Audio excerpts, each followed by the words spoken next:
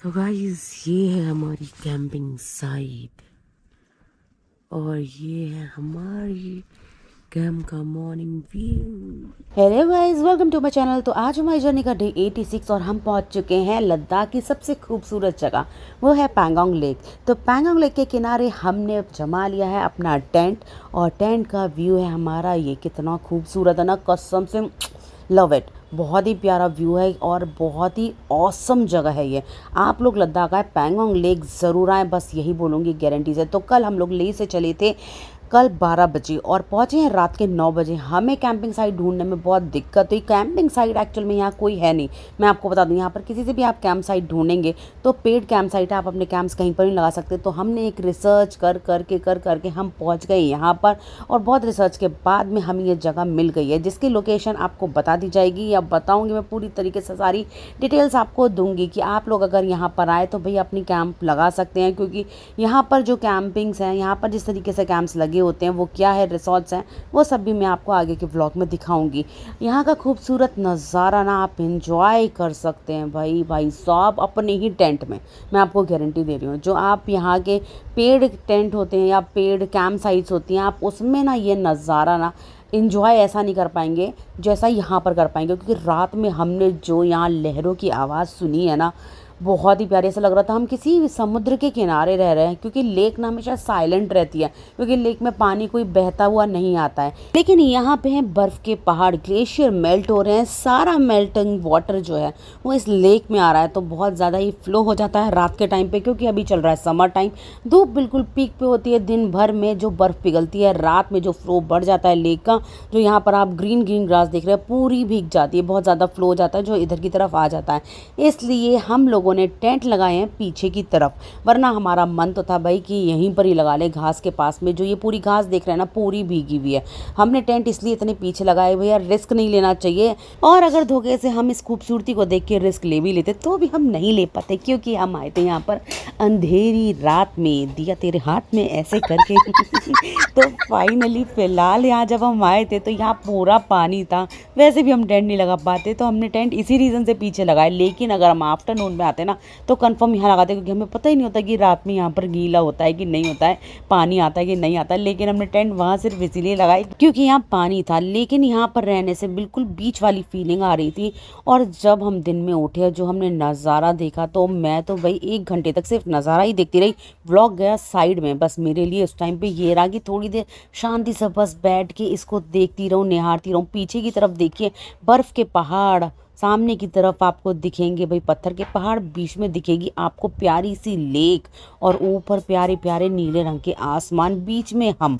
और इतनी शांति थी, सिर्फ पानी की आवाज़, उसके अलावा कोई आवाज़ नहीं थी। मैं सुबह 6 बजे उठी थी ये सोच के कि सनराइज़ कैप्चर करूँगी। लेकिन जब सुबह उठी तो ऐसे धूप थी जैसे कि 12 बज रहे हैं और अभी भी टाइम 7 बज रहा है। मैं 1 घंटे से निहारने के बाद में 7 बजे आपके लिए शूट कर रही हूँ।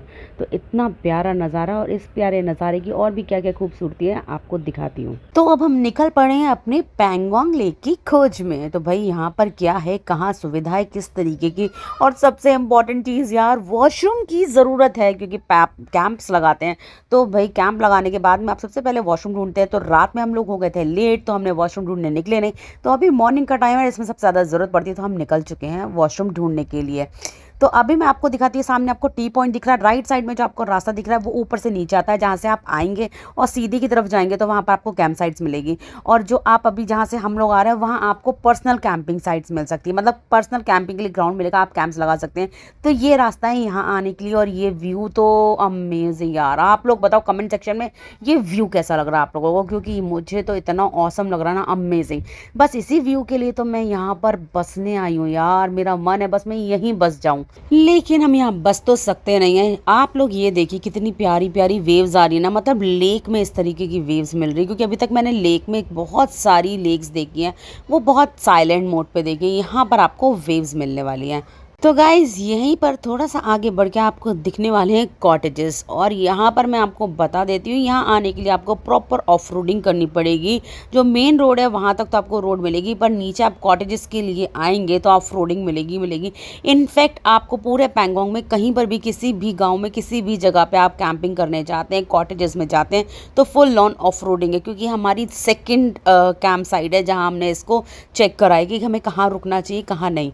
तो फर्स्ट हमारी थी मेन जो स्टार्टिंग होती है पैंगोंग लेक की वहाँ, और सेकंड ये मन गांव वहाँ का।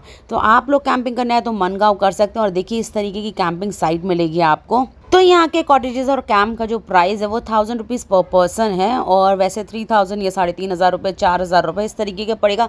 विद मील पड़ने वाला है, पूरा रूम मिलता है। इस चीज़ में डिपेंड कर रहा है कि आप लेक के साइड में ले रहे हैं कि आप लेक से थोड़ा दूर रह रहे हैं, उसके अकॉर्डिंग प्राइस रहेगा। और मैं आपको बता देती हूँ बार्गेन्स बहुत अच्छी होती है यहाँ पर, आप बार्गेन करके ले सकते हैं। आप लोग प्री बुकिंग कर आते हैं तो प्री बुकिंग में कोई बार्गेन नहीं होती, ऑनलाइन होता है। अगर आपको ऑफर मिल गया तो अच्छी बात है।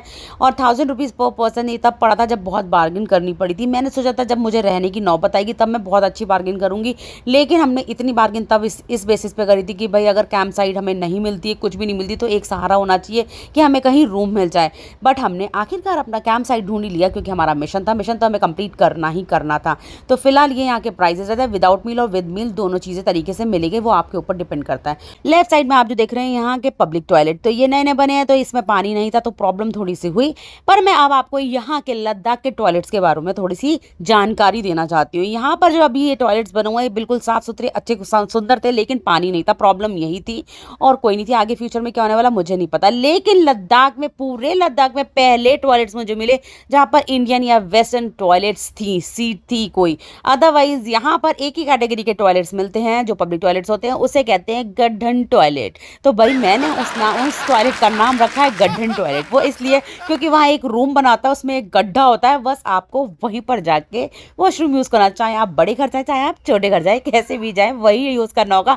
वहाँ आपको कोई पानी नहीं मिलेगा, कोई टिश्यू पेपर नहीं मिलेगा, नथिंग। वहाँ सिर्फ आपको मिट्टी मिलेगी, एक फवड़ा मिलेगा कि अपना करें, और भाई करम पे अपनी मिट्टी डाल दे, भाई अपनी करनी पे खुद ही मिट्टी डाले, ये प्रोसेस यहाँ पर है। तो भाई लद्दाख के लोग आज भी भाई अपने पूर्वजों के टाइम पे जी रहे हैं। यहाँ पर थोड़ा सा पूर्वज वाली फीलिंग आ रही थी कि भाई हम अपने पूर्वजों के टाइम में चले गए। तो लद्दाख के जो पब्लिक टॉयलेट्स होते हैं ना, वो इसी कैटेगरीज में ही अभी तक मैंने देखी हैं।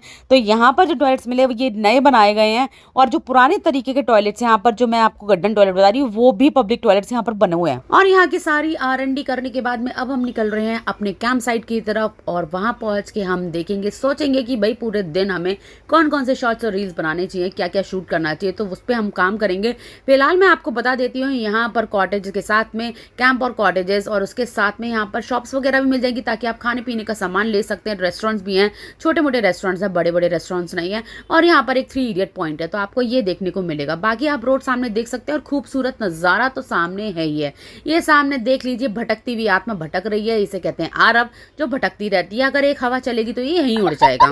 तो चलिए गाइस, मैं इसकी जेब में 5 का सिक्का डालकर आती हूँ, वरना ये उड़ जाएगा। फिर मिलती हूँ आपको नेक्स्ट व्लॉग में। Okay guys, tata bye bye, take care.